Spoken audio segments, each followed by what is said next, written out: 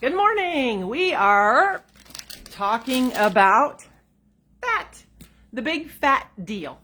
So this is an area that's kind of confusing for a lot of us, and I'm not going to I'm not going to act like I know all of it on fat, but I am learning some things, and so I just want to share them with you. If you've got any input, I'd love to hear it from you.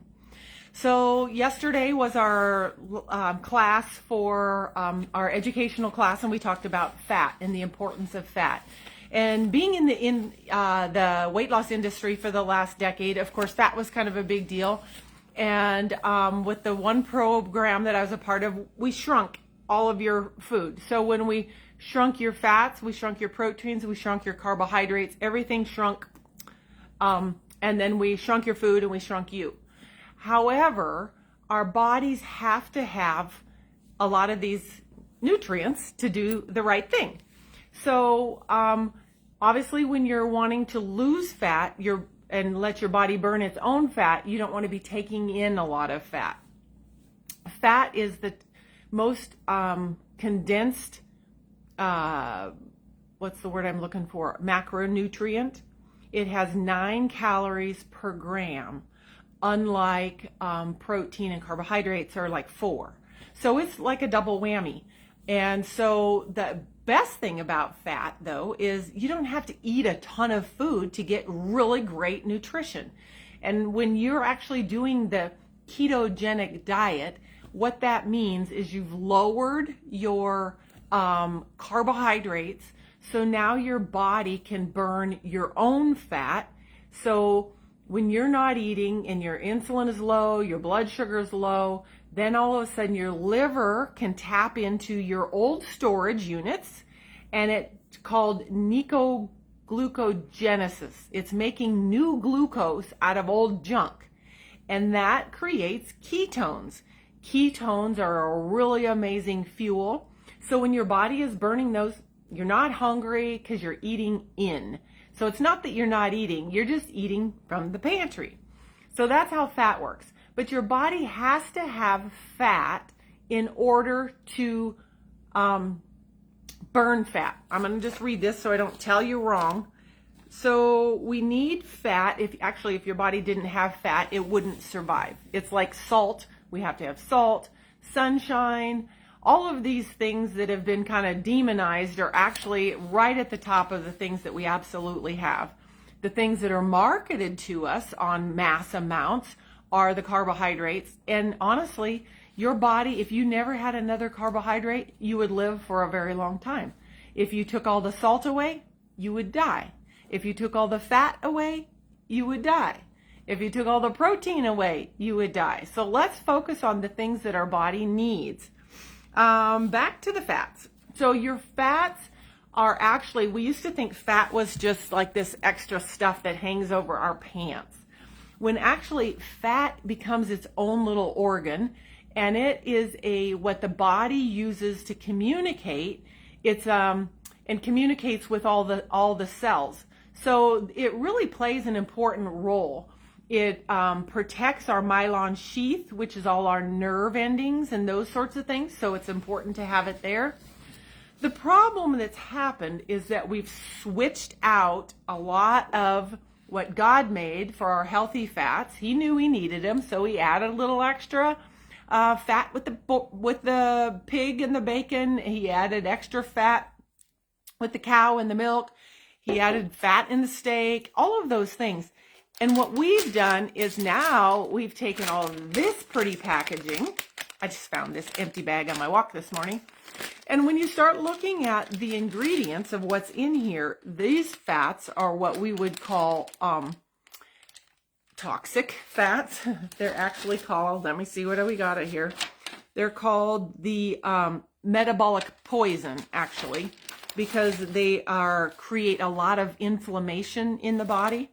So let's just look at some of these ingredients. Corn, vegetable oil, corn, canola, soybean, sunflower, corn maltodextrin. So all of these ingredients in this bag are your toxic fats. And that's where, like when you're cooking your French fries in seed oils, they used to cook them in tallow and they weren't carcinogenic. Now they're carcinogenic. And so we have a very off balance of our healthy fats, your omega-3s, which come from your salmon, your meats, your butters, those sorts of things, to these seed oils like your omega-6 and 9s, and all of those are so out of whack that that's what causes a lot of inflammation in our body.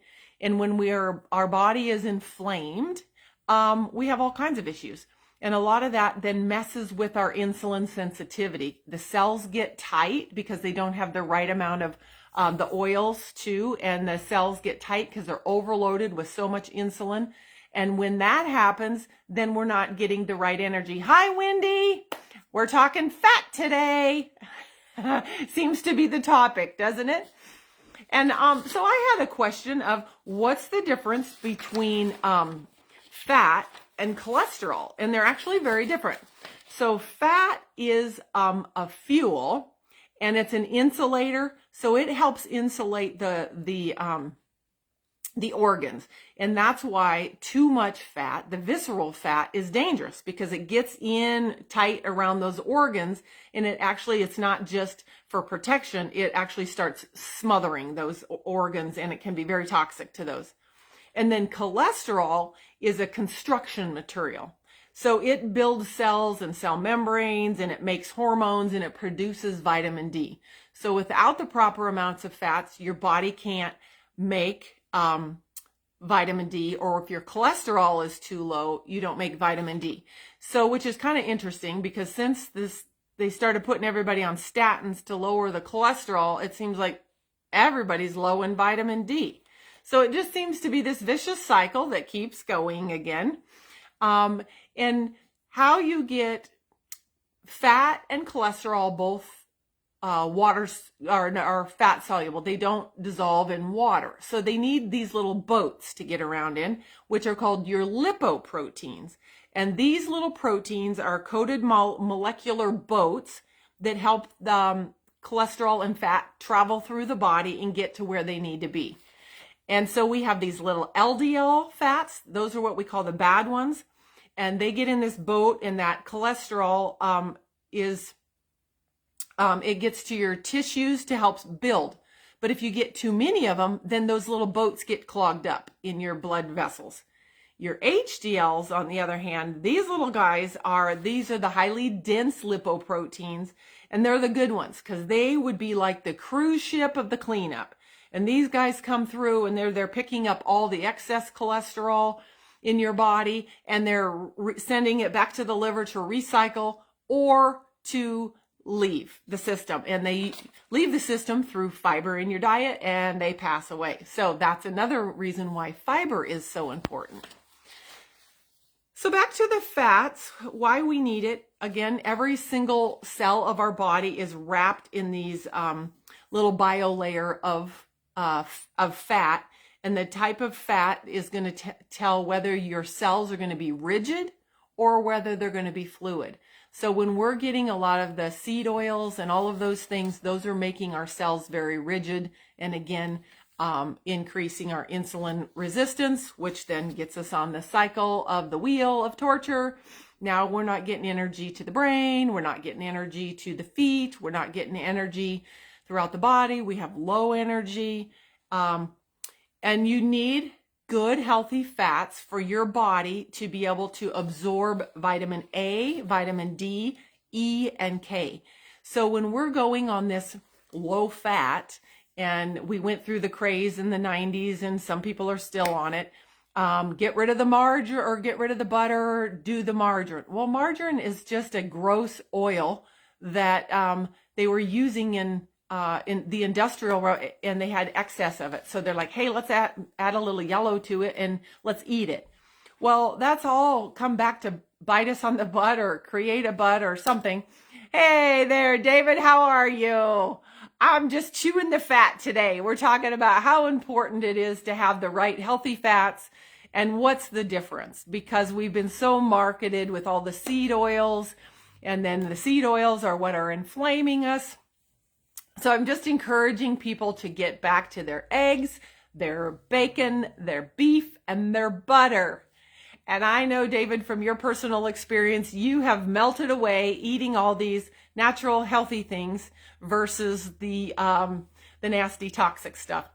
My sister and my niece just went on a trip to Peru, and I was taken back by the pictures of, they have these little guinea pigs, and then you see the guy with a guinea pig on a stick, and that's what they're eating for protein. And then you got all these chickens just laying in the open market, and it made me realize how easily it was for us to buy into the pretty packaging.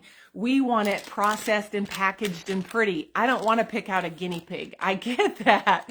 But we also need to get back to the very natural things that God created for us to eat. And so, again, back to our butter and back to our basics. And it's very difficult to overeat butter. It's very difficult to overeat a brick of cream cheese.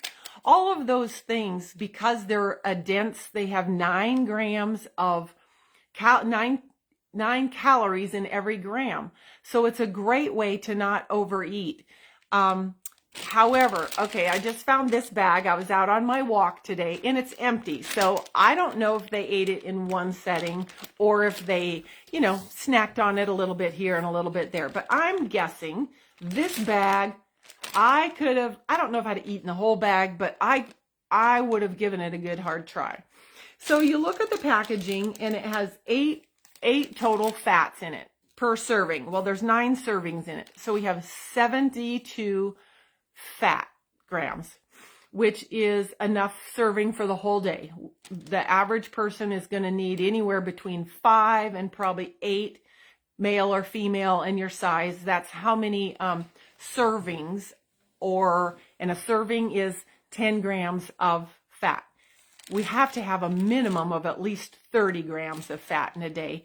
Well, and I say have to, that would be the lowest anybody would recommend. So now we've got 78 grams or 72 grams of fat in here. So that's 7 servings of fat in probably one sitting. Not only that, it has 18 grams of carbohydrate for one serving. That's only 11 chips. If you can stop at 11, that's fine. But most likely, if we ate the whole bag, again, this is 9 servings. And now we have 162 grams of carbohydrate, which is going to convert. You take the number of your carbohydrates, divide it by 4. It's like 4.2. And that's going to tell you how many teaspoons of sugar. Because the word gram doesn't sound very big. But when we see teaspoons, it makes a lot more sense. So this bag has 40 teaspoons of sugar. And if you went to the grocery store and said, ooh, I have a salt crunchy craving, you would buy Doritos, thinking you weren't getting sugar. And actually, you got 42 teaspoons of sugar. And I'm pretty sure if you ate a bag of Doritos, you're probably going to want to wash it down with something. So you buy yourself maybe a 20-ounce thing of Coke to wash it down. And now you've got another 15 teaspoons of sugar. So you can just see where we are overloading. And the problem with that is our body can handle 1 teaspoon at a time. So you can see why 93% of the population is metabolically unhealthy. Because when we're eating like that, we're messing with our liver. We are jacking up our blood sugar and insulin. And I'm reading more now. It's more about some of the foods that we eat might not bump our blood sugar as much as they bump our insulin up. So to knowing the difference with those things. The cool thing about fat, though, fat doesn't raise your blood sugar at all. Now, I'm not saying this won't because it's junky fat. And you got all the other carbohydrates in it. So it's still going to do that. But when we eat, when you add some whipping cream to your coffee in the morning, it doesn't spike your blood sugar.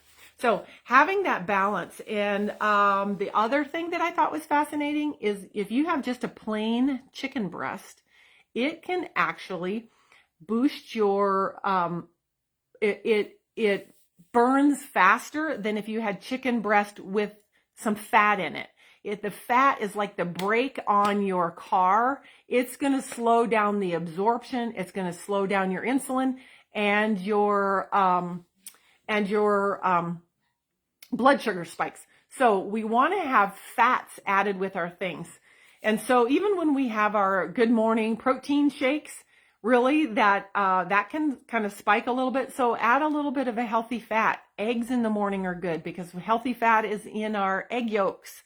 They've got us eating just the egg whites, and it's the yolks. We do need those things. So anyway, that's my fat talk.